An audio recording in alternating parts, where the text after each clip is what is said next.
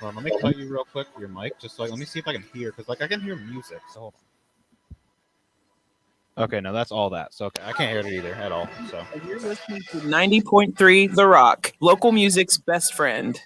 WUTK thanks Cool Beans, 1817 Lake Avenue, 1 block south of the Strip, sponsoring and hosting the Monday night Rock Solid Sports broadcast at 7 p.m. Cool Beans is the pregame and postgame location for UT football and Knoxville's home for the NFL Sunday Ticket and more. Rock Solid Sports kicks off Monday Night Football with the show's live broadcast from 7 to 8 Monday nights. That's right. Click that. Wait, they still get yours. 90.3. Why? Maybe. All right. 2023 football Vols will play home games at Neyland Stadium against SEC rivals South Carolina, Georgia, Texas A&M, and others. Allballs.com for info, with a link at WUTKradio.com. UT student ticket info is at bigorangetics.utk.edu. 90.3 The Rock says, go Vols!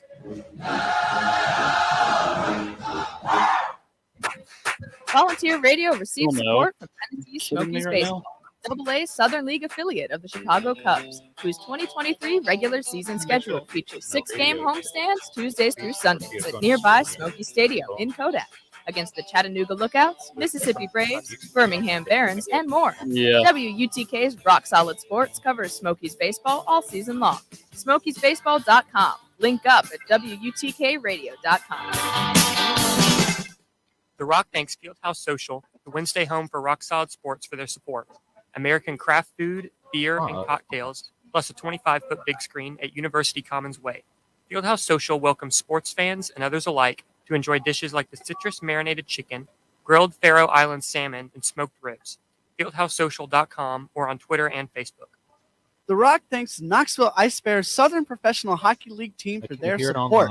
Their 2023-24 home ice season from October through April includes games with Fayetteville, Huntsville, Roanoke, and more at the Civic Coliseum downtown. Single game and season tickets at KnoxvilleIceBears.com. Rock Solid Sports features Ice Bears Wednesdays with news and updates. Volunteer Radio says, go Ice Bears! Hey, this is Brian from the band 10 Years. You're listening to Volunteer The Rock, Knoxville's musical tastemakers.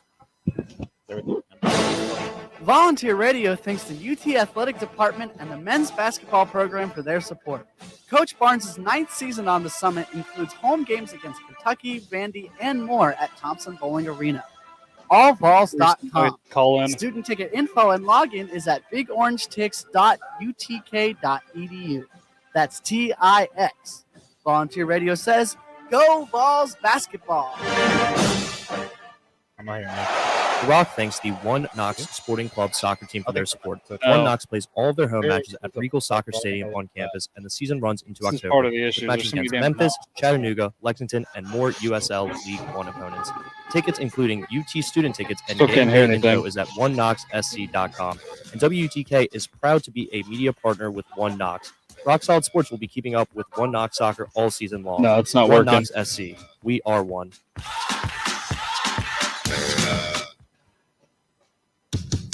90.3 The Rock proudly brings Knoxville the best in new and classic, independent, and underground music on the Indie Hour. Monday nights from 8 to 10, hosted by former award-winning alumni from the WUTK Music Department and sponsored by Magnolia Records, 1515 North Central Avenue in Knoxville, and the Tomato Head Restaurant on Market Square and in the Gallery Shopping Center.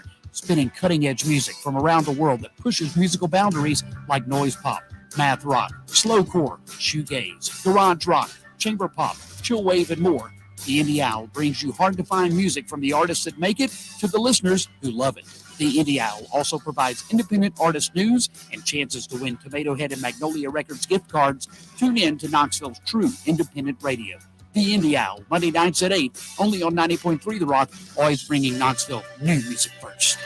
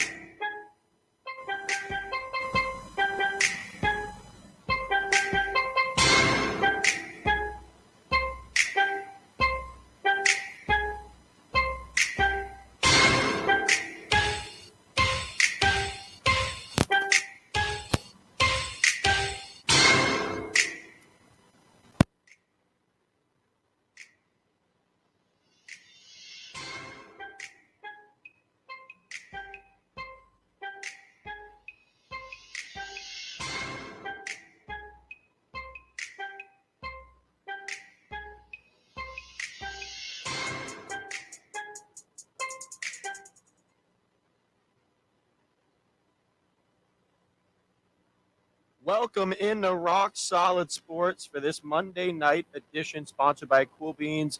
While we work through some technical difficulties, our guys Tucker and Keeghan are sitting at the, of course, amazing the Cool Beans Bar and Grill, the 21 and up college sports pub next to campus at 1817 1817 Lake Avenue, a block off the strip. Cool Beans has 25 rotating beer taps and bottles, HDTV, starts, pool, and arcade games. Open every day at 11 a.m. with burgers, wings, and sandwiches for dine-in or takeout, with Vol Card accepted. More on Instagram at Knox Cool Beans or at coolbeansbar.com. Like we said, we're having some difficulties over there at Cool Beans, but until then, we're going to jump right in to what has happened over the weekend with the Vols. A 30-13 win over Austin P. A lot of people was certainly expecting it to be much bigger. So we're going to get into that. I'll start 30-13. Something's not right. Something's not right with Joe Milton. Something's not right with the wide receivers. Something's not right with special teams. Defense was good. I wouldn't give up 13 points to Austin P, but I'm sure we'll have better takes. My man to my left. Thoughts? Yeah, I mean, it all looked disjointed, right? And we saw this. We saw it as another tune-up game. That week one game, Virginia, it also looked a little bit disjointed, especially offensively. You know, Joe Milton and those receivers just could not get on the same page in that week one game. Well, we saw a lot of the same thing in the week two game. You know, we had balls dropped. We had Joe Milton just missing people early. And really, that continued through most of the first half. And it was kind of the same script as last game, you know, where we had to run the ball a lot to move.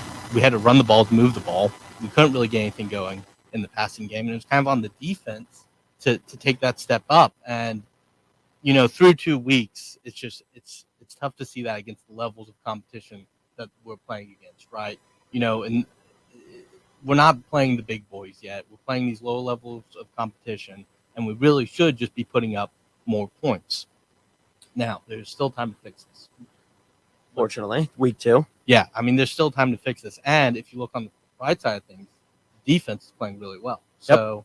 I mean, which was an issue last year. Yeah, I mean, so if you look at coming into the season, right, the biggest issue we had was that defense, right? You know, and that's what a lot of people saw as the problem of this team. Well, that problem looks about fixed. Now, it is low levels of competition, and these aren't, you know, premier offenses, but it looks like we've got a little bit of a better pass rush and a little better coverage. But, you know, it's just funny thinking about it where we were beforehand, where the offense is the issue, and it's just not there. Let me ask you. Let's say Tennessee plays the same way they did on Saturday, similar style going into this Saturday against Florida. Do they pull out that win? Well, I don't know. It's tough. It's in Florida. Haven't won there in 20 years. You know, so that's obviously tough. And with that being said, you know, Florida's also just not a good team this year from what they've done. So it's tough to say, but I don't know if they can. I don't know if they pull that out. If they play the way they did, I don't know if they do pull that one because it's on the road in the swamp, and those two, Florida's going to come out wanting to win that game. And if the offense is as disjointed, where maybe they stop the run a little better than Austin Peay or Virginia could, and we have to throw the ball, then certainly a tough place to play. I'm looking forward to seeing what Tucker and Keeghan have to say about it over there at Cool Beans Bar and Grill. Guys, can you hear us?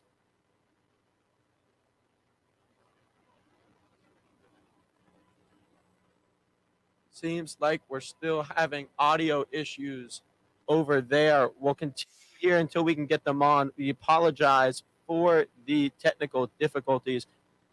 Big weekend in Florida. Last time we beat Florida, we won last year here at home, now on the road. Biggest question, can Joe Milton get over what would you call a slump right now? I mean, everything seems to be overthrown, underthrown. And look, you certainly can throw some shade at the wide receivers for dropping a buttload of balls.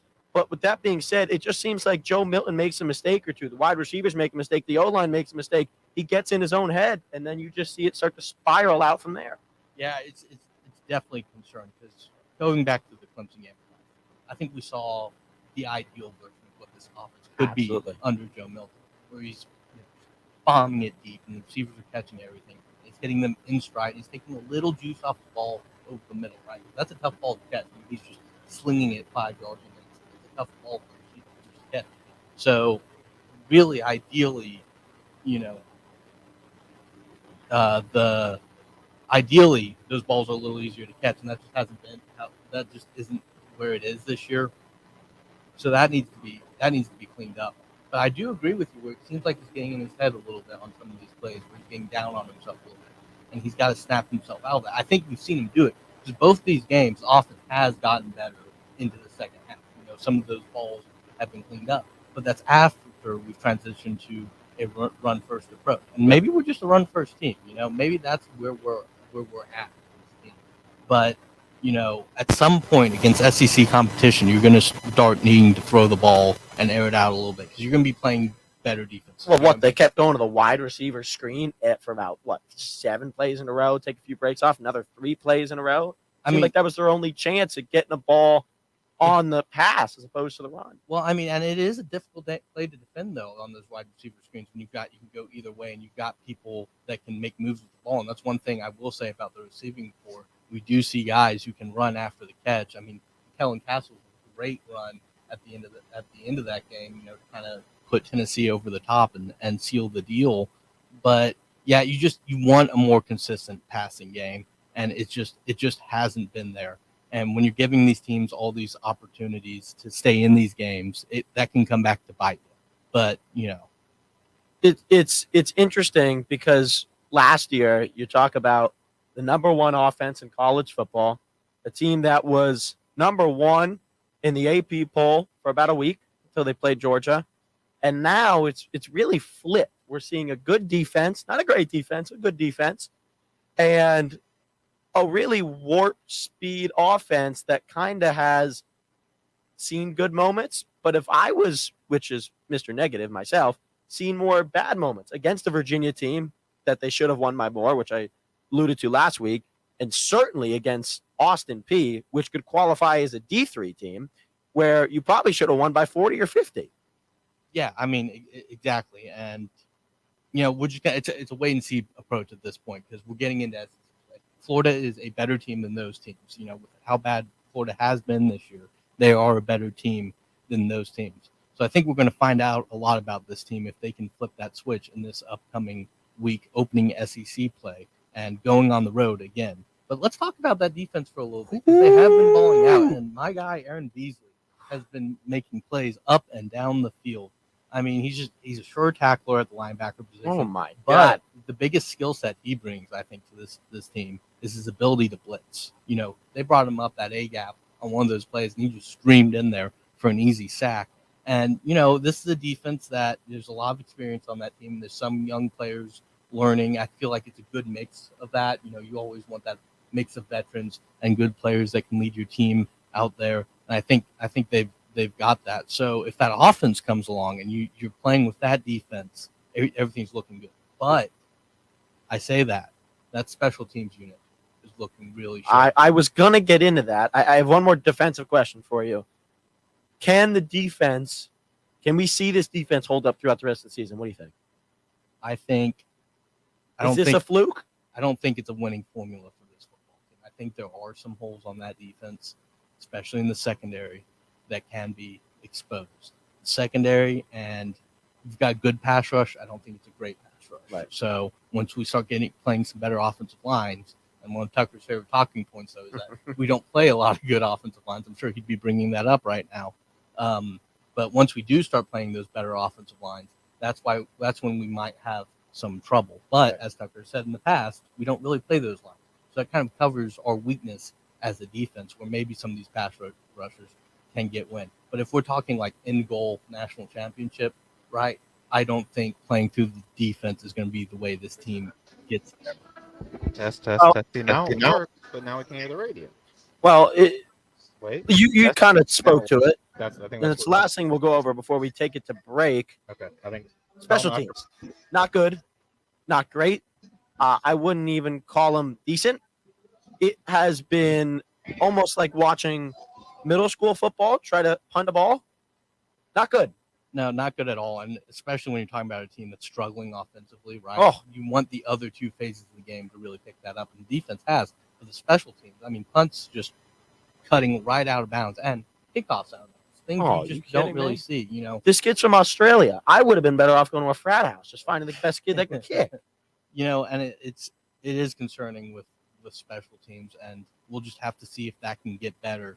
But I mean, really, the kickoffs out of bounds is a big issue because I mean, you just got to put it in play, and 9 times out of 10 they're called fair catch. You get it at the 25-yard line, no big deal. But you're just giving them free yards. So once you get that, is something that will come back to bite them. I guarantee you. Even if you figure this offense out in into SEC play and into wherever this team wants to go, if your special teams cannot get it done. I mean, we haven't really seen them kick long field goals or anything like that, so that's a wait and see. But punting and kicking is still a big part of being a successful football team, and they have not put anything good on tape for that. Absolutely. All right, so we still have technical difficulties over there at Cool Beans. We will have it sorted out for you once we get into our next segment. Kick it over to Keegan and Tucker once again at Cool Beans Bar and Grill, our sponsor for Monday night. We're going to take a quick break and then get into college football. A great Saturday and a great weekend as a whole for college football. We'll be right back. The Rock thanks Cool Beans, 1817 Lake Avenue, 1 block south of the Strip, for sponsoring and hosting Monday night Rock Solid Sports broadcast at 7 p.m. Cool Beans is the campus headquarters for food, brews, pool, shot starts, sports, and more fun. Tuesday night is team trivia night, and Thursday nights are for coolbeansbar.com or their Facebook page for more info. 90.3 The Rock thanks the UT Athletic Department for their support. The 2023 football Vols will play home games at Neyland Stadium against SEC rivals South Carolina, Georgia, Texas A&M, and others. Allballs.com for info, with a link at WUTKradio.com. UT student ticket info is at bigorangetics.utk.edu. 90.3 The Rock says, Go Vols!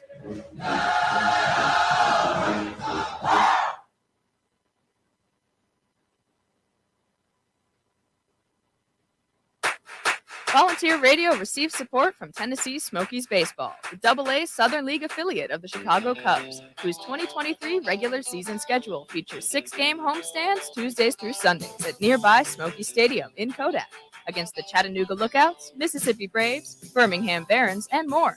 WUTK's Rock Solid Sports covers Smokies Baseball all season long. SmokiesBaseball.com. Link up at WUTKradio.com.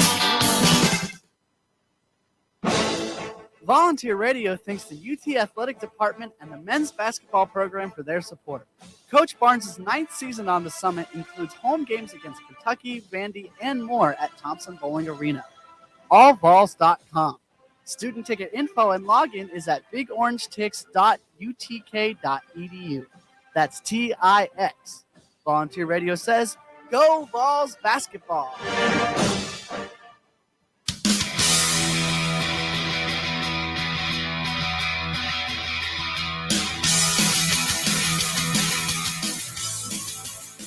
All right, welcome back into the Monday night edition of Rock Solid Sports. The Monday night show is presented by Cool Beans. Cool Beans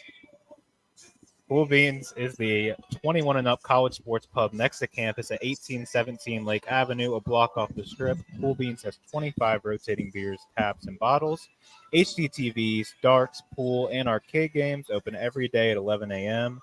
with burgers, wings, and sandwiches for dine-in or takeout with ball card accepted. More on Instagram at KnoxCoolBeans or at coolbeansbar.com. All right, welcome back in. Me and Tucker have joined the show. A little technical difficulties to start, but thank you, Matthew, for taking over the beginning there. And to be honest, Tucker, I'm kind of glad I missed the first segment. Yeah. I don't think I needed to talk about the Tennessee football game this weekend. Yeah, you and I were both at that game together, and it was quite the disaster for both of us sitting there just watching this team. Obviously you take the win, but it's just very disappointing to watch this team just struggle at times against a team it should be 60-piecing. Yeah, but while that game was disappointing, football is back, and I felt it this weekend. I mean, for the first time this year, we have basically 48 straight hours of wall-to-wall football all day Saturday, all day Sunday, and I definitely fully enveloped myself in that. Watched the noon games, went to the Tennessee game, watched the late games, and sat there and watched games all Sunday, and I can't be happier. We're going to get into both Saturday and Sunday here in a minute, but we'll start with the Saturday games, and we can start with the noon games. I think the first one I want to talk about is Notre Dame, NC State. NC State, I thought, was a legit ACC team going into the season. Notre Dame, I wasn't sure on, and Notre Dame comes into Raleigh and just kills NC State 45-24. And with Sam Hartman, they look like a legit college football playoff contender. They obviously have a super hard schedule. Teams like USC coming up, as well as who else they have on their schedule. They got them. Clemson's not so difficult anymore. Yeah, their schedule's a little easier, but we were dead wrong with our predictions last week. Oh yeah, with the Duke Clemson, that was rough. I basically wrote Duke off, and that was incorrect. But yeah, did anybody predict that? No, I don't think anybody did. No. Well, it's just not surprising. I mean, it's Clemson versus Duke. Yeah. But what did you think about Notre Dame? Do they look like a college football playoff contender to you after this win over State? Go ahead, Tucker.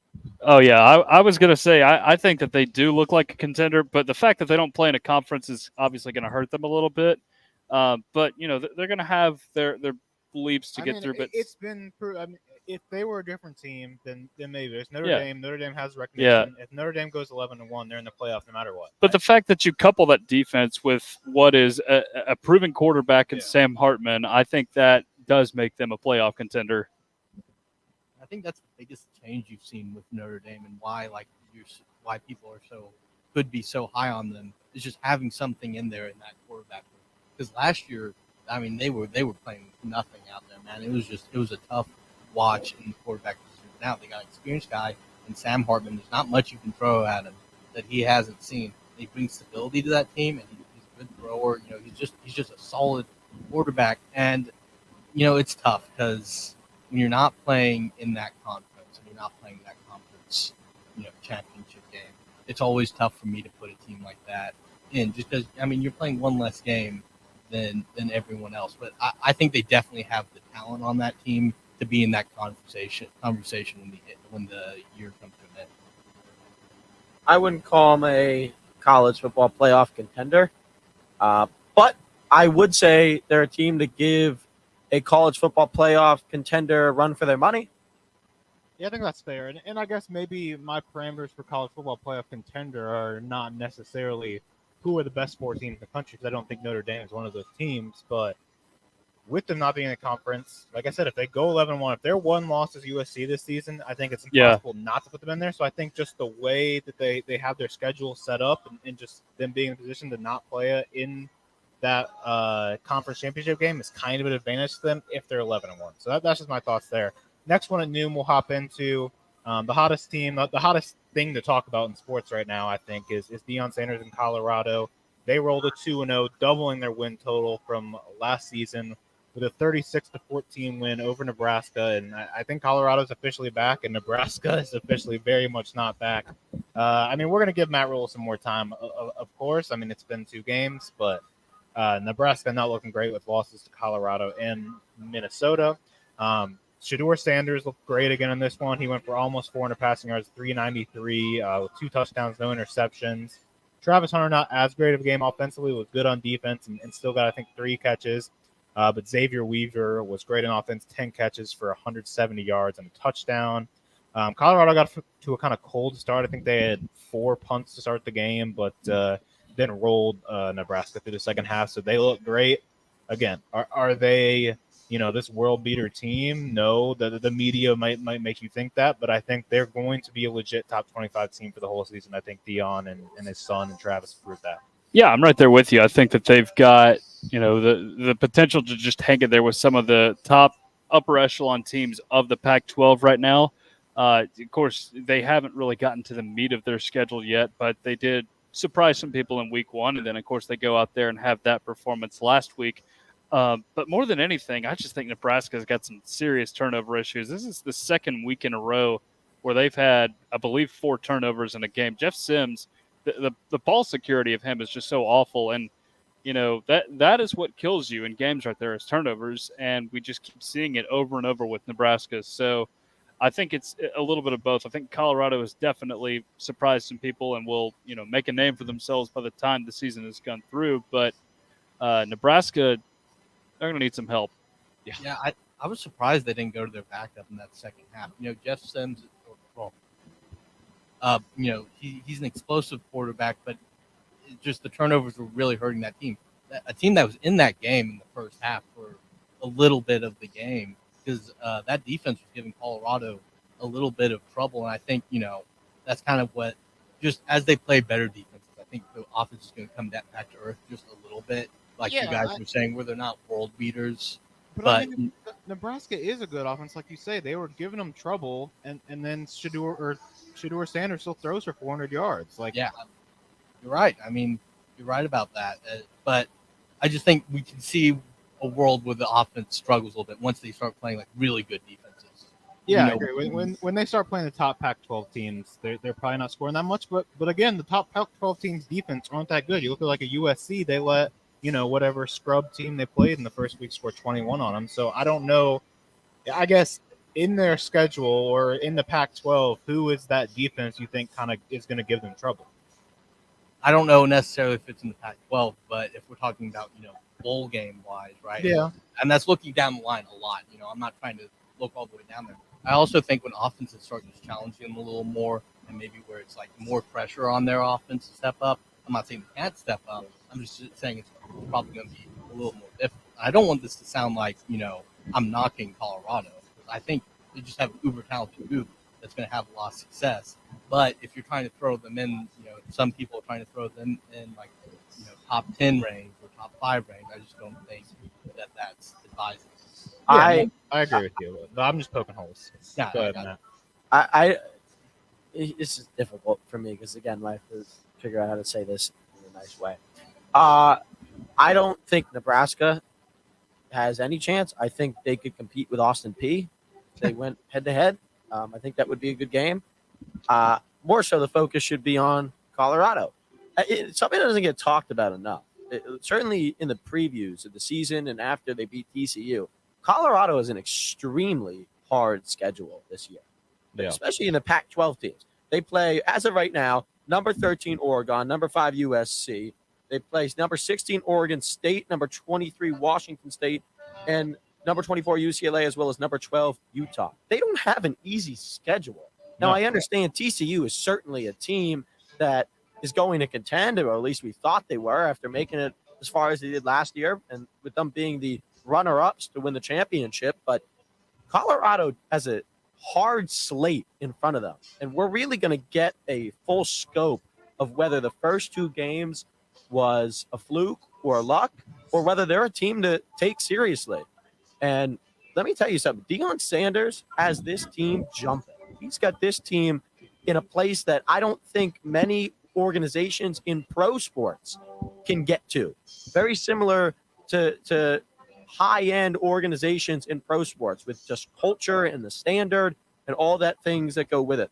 They're turning into a really well-respected sports school. Just in the athletic department standpoint, Colorado is a team to watch for, but we're going to have to see how they do against these ranked teams in their upcoming schedule.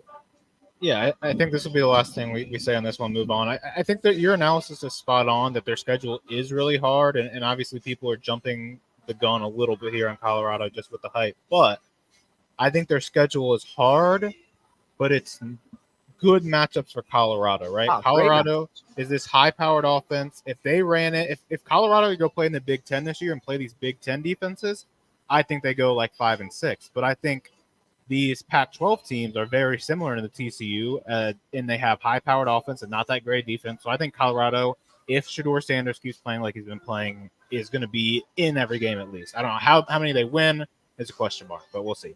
All right, moving into some of the afternoon games. We'll go for Ole Miss Tulane. This is one of the more hyped-up games going into the weekend, and it lived up to it for a little while. Ole Miss kind of pulled away there, but Lane Kiffin gets one in the Superdome. This one was played in? Right? No, not the Superdome. It was Yeoman Stadium, the Tulane Stadium. It was in Tulane Stadium, okay. Yeah. 37-20 Ole Miss. Good game for Ole Miss, and I think that's probably the most impressive SEC win so far this season, right? Maybe. I would argue that. I know going into this weekend, the only SEC team with a Power 5 win was us against Virginia. I would say it's probably Mississippi State and Arizona, and here's why. Tulane was without its starting quarterback in this game, right? They're without Michael Pratt. So this game, you expected Ole Miss to come in here and really assert their dominance early, and they didn't. In fact, they really didn't pull away until like 4.5 minutes to go in the game. So you take the win if you're Ole Miss, and this is not to discredit Tulane at all, but I think, just looking at the fact that Pratt was not there, you would think they should win that game by a lot more than they did. Yeah, I mean, going into it, I think you just see Tulane Ole Miss and expect an Ole Miss victory, even though Tulane, has been a top 25 ranked team, since preseason and all of that. So, I mean, just Ole Miss coming in and the starting quarterback being out for Tulane, it makes it a tough analysis, I think you definitely expected to see more from Ole Miss. I think I would expect more from Ole Miss, but, a win is a win, and, in SEC that's struggling so far this year, definitely take that. Say what you want about Tulane not having their quarterback. I said this last week. Tulane's the most overrated team in college football, along with one or two other teams, maybe a handful. I would go as far to say Tulane won't crack the top 20 the rest of the season. They might not even be ranked. They are so overrated, I can't stand it. I am also a big Tulane hater. But with that being said, they should have lost that game. Mississippi's a great team. They're ranked number 17 for a reason. There's no reason why a ranked Tulane at the time should beat Mississippi. There's no reason. You're not putting much stock in. So you still won't put stock in Tulane, even though they held it close? No. Nope. With no starting quarterback? Nope. Really? I will not. Mississippi also did not play their best game in Tulane. By the way, on the road, Mississippi. No, I think I'm still waiting to see on Ole Miss. I just don't know how I feel about Jackson Dart. I'm not saying Ole Miss is great. I'm just saying there's no reason why Ole Miss should have lost this ball game. Yeah. The other game kind of going on at the same time in the afternoon. We had App State at UNC. This is a game that's been great for back-to-back years. UNC pulls it out 40-34 in double overtime. Probably the most exciting game of the day. Yeah. I think this is going on at the same time as the Tennessee game. Was lucky enough to be able to see a TV during the game, so was able to catch the end of it. Super exciting game. Gets sent to overtime because UNC's kicker misses a couple extra points. App State can't get it done and score in that second overtime. UNC looks solid. I think it's a decent bounce back game from South Carolina, but we don't really know how good App State is. I think they're one of the better group of 5 teams, but we'll see on that. Drake May looked good again. Didn't throw a touchdown, but was throwing the ball well in the air and ran the ball decently well. I think 57 yards he had on 11 carries. So Drake May was good overall, and I think UNC is going to be a solid team. I said bounce back. They definitely didn't lose to South Carolina. Don't know why I said that, but a good cementation on that South Carolina win. UNC is looking pretty good. Drake May is looking good. Yeah, I think the biggest surprise in this game is the fact that UNC had a guy go for 200 plus on the ground, which you just don't see very often with them because Drake May can do so much through the air. So a little bit surprising in that aspect. But, man, I think it's a fireable offense for Power 5 ADs to schedule Appalachian State on their schedule because you just get stuck in a tough bye game that you do not want any part of. It's almost like you're asking for trouble, you know? Oh, yeah. What's happened in the past. It's like, yeah, we'll roll the dice. I'm sure we can. Yeah, I mean, I think this is just what we're going to get out of UNC. I think of them a lot like I thought of the Vikings last year. I know I'm doing pro college comparison here, but where like a lot of the games are just going to be close, and it's just going to be, do they get a lucky bounce this time around? It's just that defense is a little shaky, and I mean, it could all bounce their way, and they could be, a top 10 team heading into final weeks of the season, or they get some unlucky bounces, and I don't know. It just seems like the same UNC team that we saw last year. I'm not going to get into this just because I don't feel the need to talk about the second most overrated team in college football being UNC. Fair enough. I mean, I think the ACC as a whole this year, I think we're just going to learn was very overrated to start and may end up being one of the worst conferences. But we'll see how that goes. NC State has not looked.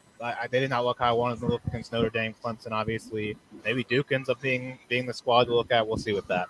All right, let's end the college football segment with probably the game of the weekend. Definitely the game of the weekend.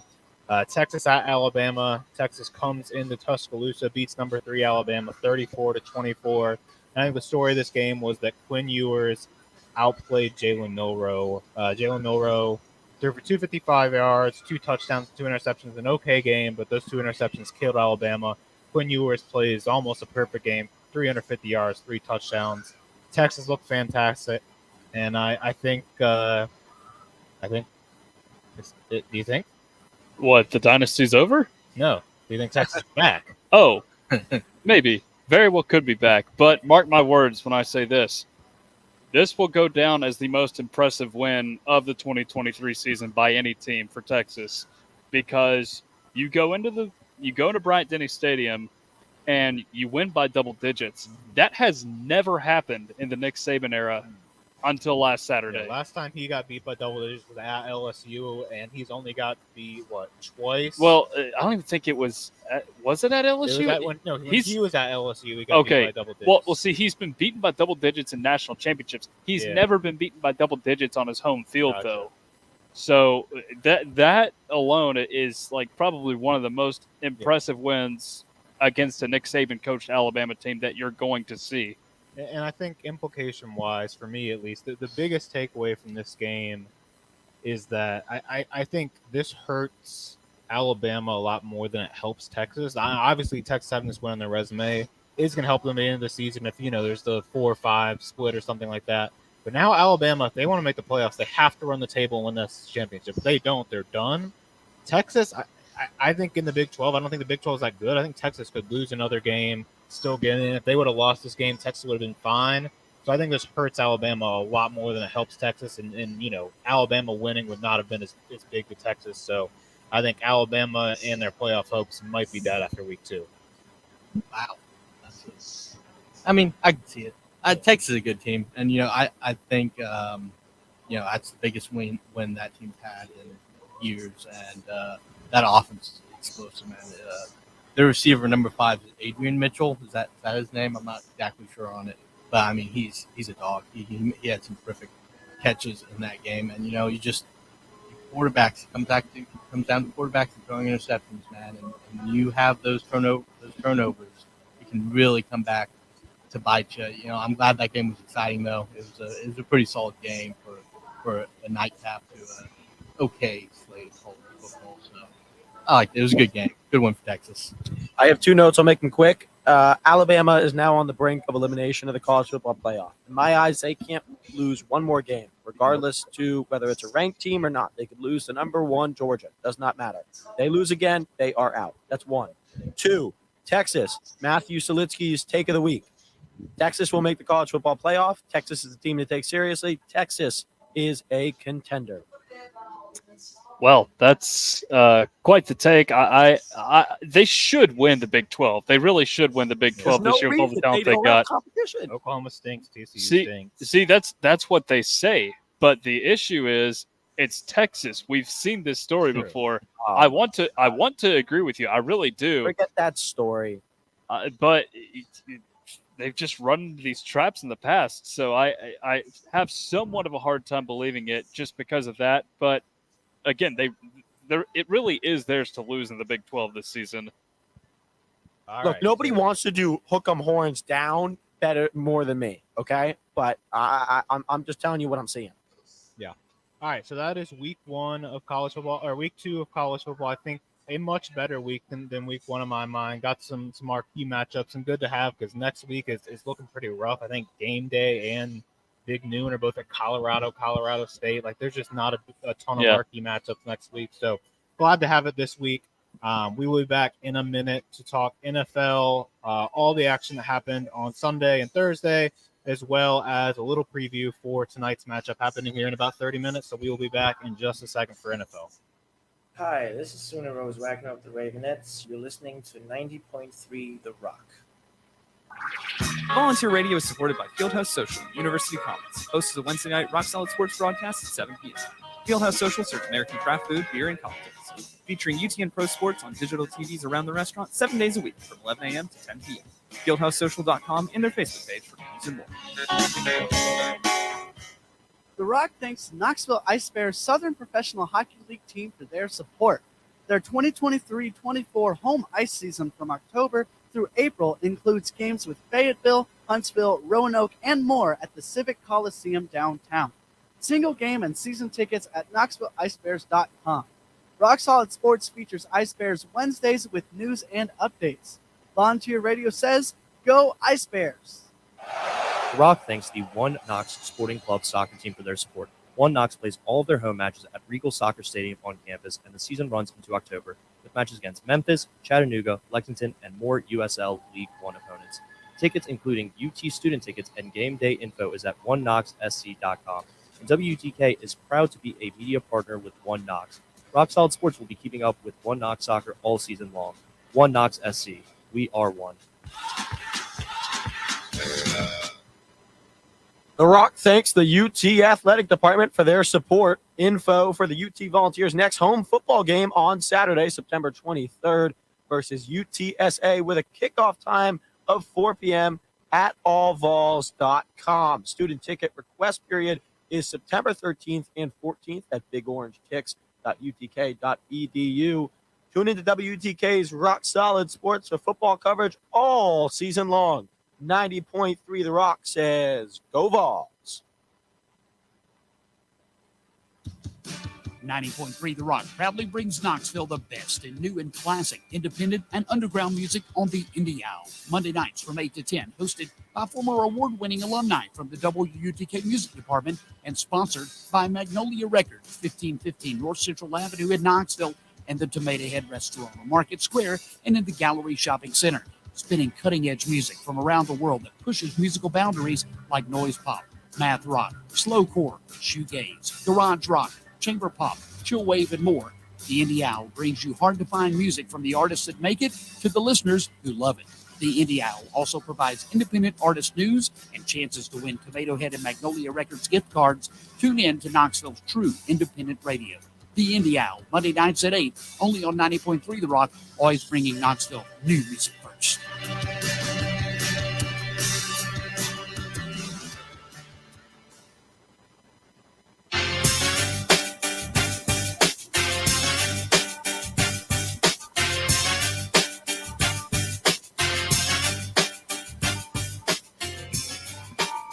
All right, welcome back into the Monday night Rock Solid Sports Show. Rock Solid Sports Monday Night Show is sponsored by Cool Beans, the 21 and up college sports pub next to campus at 1817 Lake Avenue, a block off the Strip. Cool Beans has 25 rotating beer taps and bottles, HD TVs, darts, pool, and arcade games. Open every day at 11 a.m. with burgers, wings, and sandwiches. For dine-in or take-out with a ball card accepted. More on Instagram at Knox Cool Beans or at coolbeansbar.com. All right, we got some limited time for this NFL segment, so typically not going to talk Thursday Night Football on Mondays, but I think the Thursday Night Football game of Chiefs versus Lions has been the most talked about game of Week 1, and I'm a Lions fan, so we're going to do it quickly. Lions beat the Chiefs 21-20, take down the Super Bowl defending champions. Obviously, a little caveat with no Travis Kelce or Chris Jones, but not that big of a caveat. I think this is still Patrick Mahomes.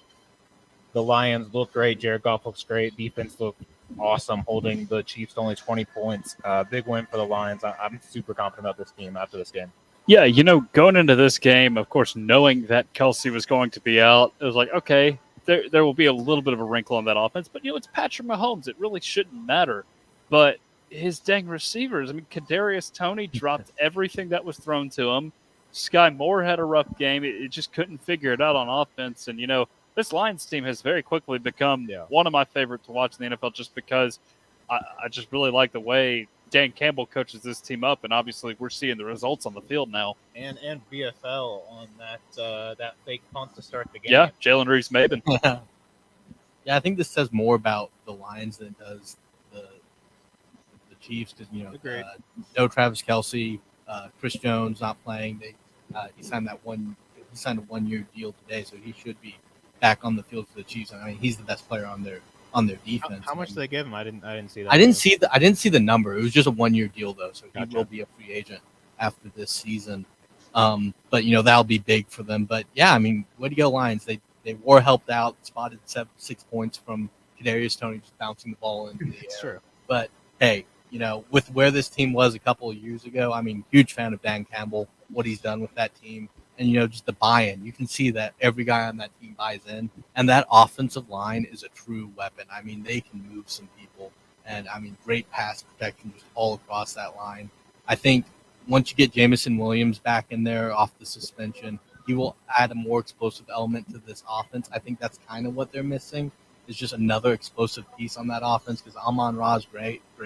But pass-catching-wise, after that, it's rookie tight end Sam LaForda and Jahmyr Gibbs. So just having that other element, and if he's not that element, then I have some concerns about this offense. But, honestly, you can't ask more from the team than getting that victory. Lions are on the rise, so it's great to see them beat the Chiefs. I'm going to hint more at the Chiefs. Upsetting, more so because I'm a Patrick Mahomes fan, and I was really disappointed to see the poor game from Patrick Mahomes. But then again, you're without Travis Kelce. And it wasn't even that poor game. That poor of a game from Patrick Mahomes, just the receivers. To his standards, I'd call it. Yeah, I don't know. Even Sky Moore didn't have a good game. He's just not really throwing to anyone out there. But not really a big question. We kind of just assumed with this team that they'd kind of figure out that receiver position coming into the year. And again, no Travis Kelce is huge. That is their 100%, guy, without a doubt. But it is a little concerning to see how the receivers played. Neither Sky Moore or Toney, young guys you're kind of expecting to take a step up, showed anything out there. My point is not worried. Not worried about the Chiefs, nor do I think anybody is worried about the Chiefs. One loss setback, they'll be fine. Yeah, no one's worried about Patrick Mahomes. Let's get into some more recent stuff. Sunday, we'll start with the local team. Titans lose 16-15 to the Saints. All I have to say, Ryan Tannehill, horrible. One of his worst games ever. But what do you expect from him? Tucker, Titans. Yeah. I'll let you take it. Okay, so there's just several things we can get into here, right? Obviously, Ryan Tannehill making bad decisions, forcing a lot of throws. He had 3 picks. He probably should have thrown about 6 picks the way he was throwing the ball yesterday. Fortunately, not the worst performance of the day. Daniel Jones, I think, has that honor. But there's other things that were wrong, too. Obviously, you don't find the end zone once. You underutilized Derrick Henry. Tajay Spears had more snaps in the game than your star running back, which I think is a serious concern. Run defense was okay. I think the secondary had some pretty serious busts. As far as special teams, aside from the blocked punt, I wasn't too upset with the way we played on special teams, just because you had the strip from Amani Hooker to start the game on the kickoff. That was pretty awesome. And then you finally had yourselves a kicker, and now Nick Folk. He goes 5 for 5 on field goals. Obviously, you'd rather him not kick that many field goals in a game, but it's encouraging for that reason. Yeah, but and Vrabel doesn't even really recognize kicking as part of football. So I think in Apparently Vrabel's not. mind, they scored 0 points. Yeah, I would say so too. And issue is they stalled out in the red zone every single time. Like there was just no way to get through. And this offensive line, Which, when you have Derrick Henry, seems like something that shouldn't be that hard to do. yeah, but when you have this caliber of an offensive line, I mean, granted, it is better than what it was last season, but it still sucks. Does the boy need to come back? To what now? Does Taylor Lewan need to be re-signed? No, he's too far gone, man. He get concussed in the first game. Yeah, I mean, it was definitely disappointing to see from the Titans just because, I don't know, it was a lot it was different from what we were seeing with Todd Downing, but it just, I think the offensive problem it's just there, and I don't know when it's going away. You know, some bright side, Ryan Tannehill probably doesn't play this bad in the future, but if we're going down 2 weeks, you know, if he does this like another 2 weeks in a row where he's this bad, then I'm out of excuses why you don't play one of the younger guys. Because the interceptions were concerning, don't get me wrong, but there was 2 plays out there that were walk-in touchdowns that Tannehill just missed. And, you know, he gets one of those plays, I mean, they win the game, and he just missed them. There's one to Chig that was wide open. There's one to Tajay Spears that was wide open. I think offensive play calling was better than it was under Todd Downing, but I think there needs to be a better mix of Derrick Henry. I think they just got away from him somehow, and I don't know how you do it with a guy that's meant this much to the team and who still got it. I mean, he showed pop out there and, you know, took that screen pass 40 yards. So I think they'll figure some things out as they go along. I think the O-line's only going to get better, but it's not like I have great expectations for that offensive line. And yeah, I mean, just got to be a better performance from Ryan Tannehill. I think the buck stops with him, and I think just decent quarterback play, you probably win that game. Also, the rest was a horrific call at the start of that game on that fumble, whatever that was. That should have been a Kevin. Ryan Tannehill, this game as a whole is just a perfect example of how it's really hard to be a contender in the NFL if you're not a dual threat quarterback. Okay? If Ryan Tannehill can't sling the ball, can't throw the ball, he's throwing interceptions, you might as well not play him, bring in the backup quarterback because he's not going to run the ball. We saw that. So just poor execution from top to bottom from Tannehill. Then again, it's week 1. Well, see, Matthew, the issue is Ryan Tannehill gives this Titans team the best chance to win out of all the guys in that quarterback He doesn't group. run. Well, listen, he can run a little bit, but I have no better trust in Malik Willis or Will Levis than I do in Ryan Tannehill right now, as awful as that sounds. Yeah. How long do you think his leash is, Tucker? Do you see him getting? This is it. This is the last year. Well, no, Ryan. He's Tannehill, old. He's got one of those dog leashes, you know, the one you can click and it keeps giving more length. Like he keeps getting into the end of it, and they let him go. And Ryan Tannehill, until the Titans can find somebody better in the draft or in free agency, he's just going to keep making this team mediocre over and over and over again. But enough on that game. We'll talk about the most exciting game that happened on Sunday. Miami versus the Chargers out in SoFi Stadium. This is a fantastic game. Got to see 2 great offenses, 2 great quarterbacks in Tua and Herbert. Tua was kind of there for a second, inching towards some records. Didn't quite get there, but threw for 466 yards, 3 touchdowns, 1 pick. Herbert on the other side there for 228 and a touchdown. They had 230 on the ground. Huge game for Tyreek Hill. He had 11 catches for 215 and a pair of touchdowns. This was just a fun game to watch. Big offenses, lots of scoring. I think these are going to be 2 of the better AFC teams this year. Yeah, I think we knew going into this game that there were some fireworks to be expected, and this is a really good look at what the Dolphins should be as a team, right? You know that they've got the firepower with Tyreek Hill, and you know this is Tua at his best, but this also solidifies the fact that the LA Chargers, I think, have taken the throne for least clutch team in the NFL now. You know, they just it's like what the Falcons used to be. They just can't finish games. And I think Brandon Staley's seat is very hot simply because of that. Yeah, I mean, it's concerning when you bring in a guy who's a defensive coach, and it's just the defense isn't putting up there. Again, he's playing a really good offense in Miami, but I'm going to let Matthew take it away. It's South Florida boy himself, because I think he's going to be very upset with me if I take up all of his time here. Thank you. Defense, extremely poor. I'll start with the negatives like I always do. Defense was not the way they wanted to execute it. I understand that people love to talk about how the Dolphins have no defenses here, which is a crazy statement to me because I'm not saying they have a good defense, nor am I saying they have a great defense, but they have a sufficient defense, not one that should give up 34 points at that.